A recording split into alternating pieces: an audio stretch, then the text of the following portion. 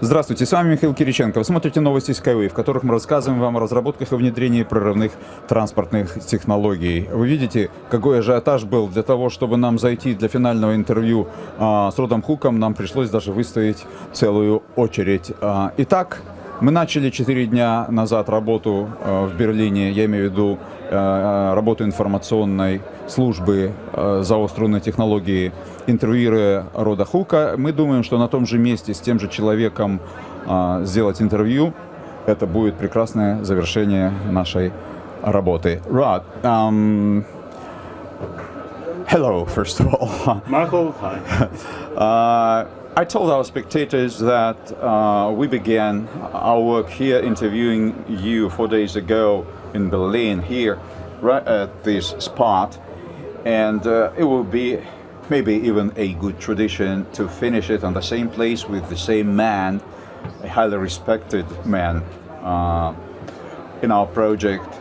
So, people already know your ideas, your thoughts, your plans, how they were on the first day of the exhibition. Please tell us today what has changed, what new developments have occurred in these days. Well, the questions are still to follow.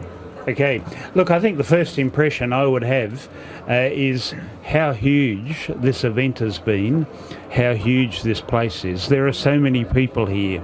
At times I almost think there are more people here than we have as the whole population in Australia. In fact, I think when I catch a train from my hotel here, I think there might be more people on the train than we have in the whole population of Australia.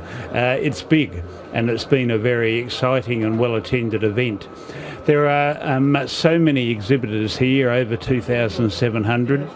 Many of them, I would say, are selling a product. We have a relatively modest stand here at InnoTrans 2016. We're tucked away in the corner, and yet we have encountered just a consistent flow of people who've wanted to come to share, to ask questions, to know more about what we're doing. And I think that is a reinforcement of the quality of product that we're here talking about. Because here at this conference we have the leading minds, the leading innovators in the world. The leading innovators are usually associated with rail. And everyone here at this conference is calling for new innovation and technology. And yet I see some out there who are saying, yes, their new innovation is putting Wi-Fi in their trains. Hardly a winner. But that's what the world is asking for. There are others asking for, new levels of energy efficiency.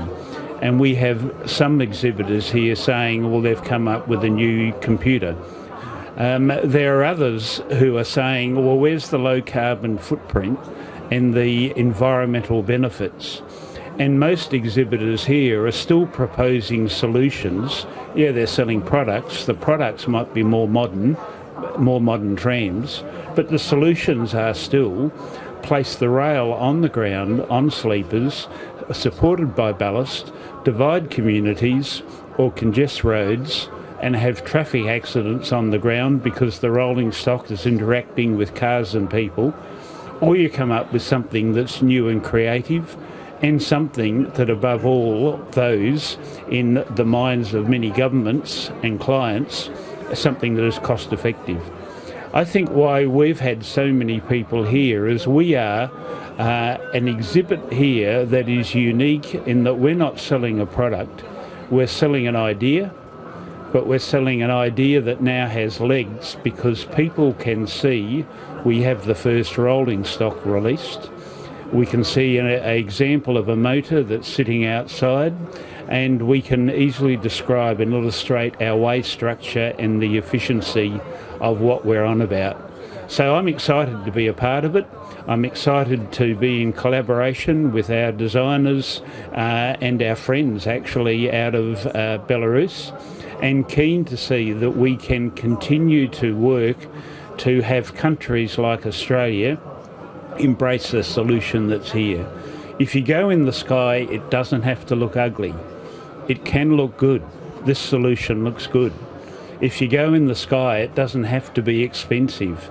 It doesn't have to be even more expensive than putting a train line on the ground. We have a solution that is cheaper, that will save money. And we have a solution that is good for the environment, low use of energy, fully autonomous vehicles. There are so many things working for this, and getting to the stage where the test site in Belarus, see that operating in the next couple of months, and then work to get a test site in Australia are the key steps, because our marketing changes once we can point to it and say, come and I'll show you what this can do for our country or your country or any country that's interested. Thank you, Rod. And another question. A year ago, when you first came to Belarus, you were impressed. But judging from the fact that half a year or so later, you are returning to our country, brought with you a couple of engineers from Auricon, the prime mission of whom was to confirm that you are right. The question is, now this exhibition, the fact that these two pieces of rolling stock, namely a unibus and a unibike, are here, and they are of a very good quality. One of the German visitors said that they are a better quality than a Mercedes or a BMW. Now, are you 100% sure that our project is serious and for real? Or does any, well, half percent or small percentage of doubt still remain? Yeah, Mike, I can say quite clearly I'm on board. I'm investing my time, my energy in making this happen.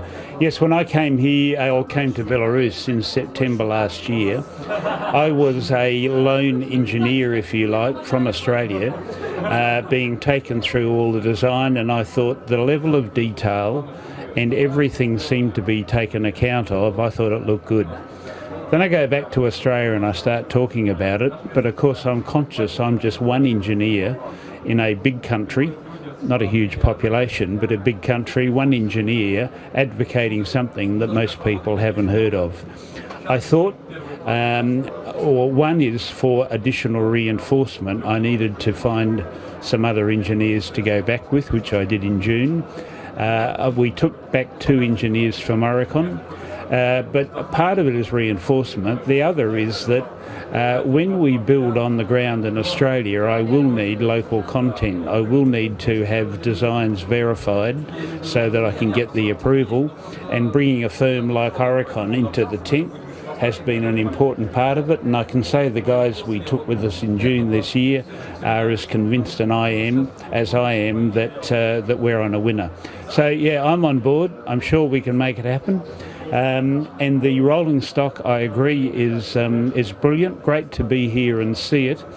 But a key feature, you talk about the quality and you mention a Mercedes.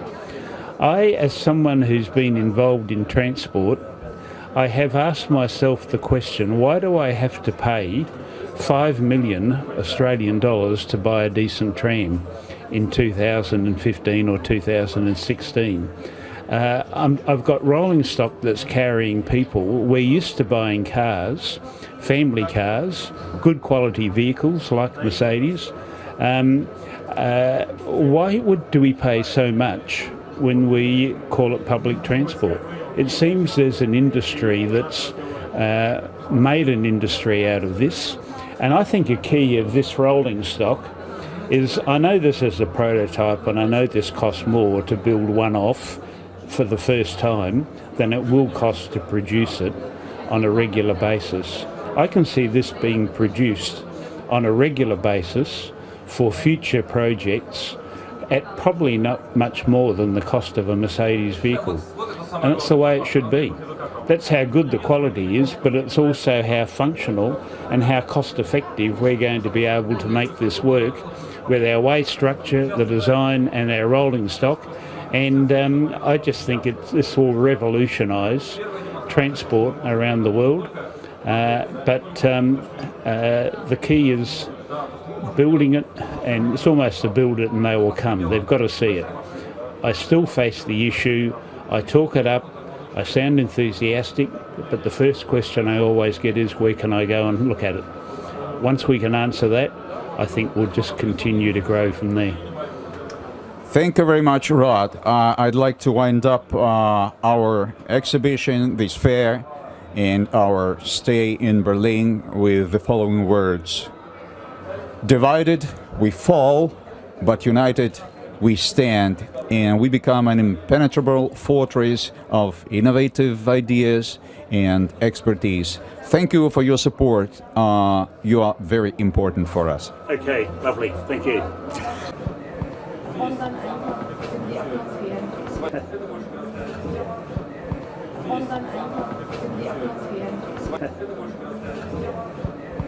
Und dann einfach in die Atmosphäre.